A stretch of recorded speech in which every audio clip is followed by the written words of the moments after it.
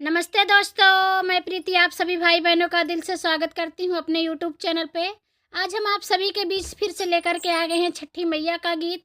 हमारा गीत आप सभी को कैसा लगेगा दोस्तों, कमेंट करके ज़रूर बताइएगा।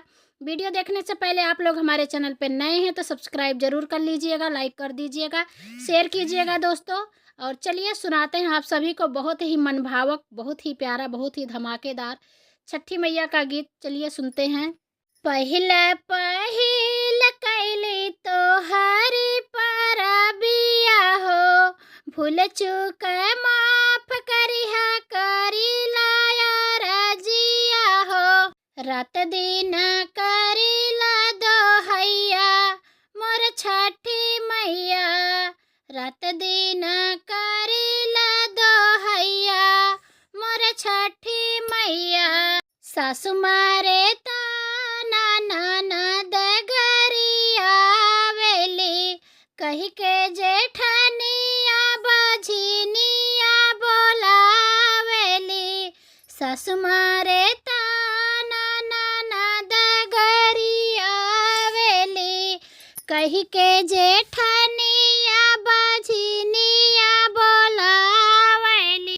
क्यों नहीं बाट सुनवैया मोर छठी मैया, क्यों नहीं बाट सुनवैया मोर छठी मैया। सिरवा पे बहंगी लैके छठी घाटे आई बहो, पिया भी के लांग बाटे वनहु के ले आई बहो। सिरवा पे बहंगी लेके घाटे हम आई बहो, पिया भी के लांग बाटे वनहु के ले आई बहो।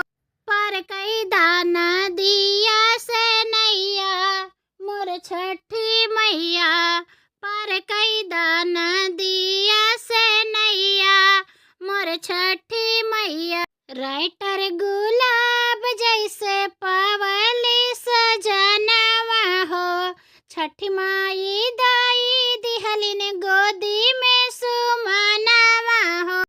हमरो पर हो जैतो सहाया हे मोर छठी मैया, हमरो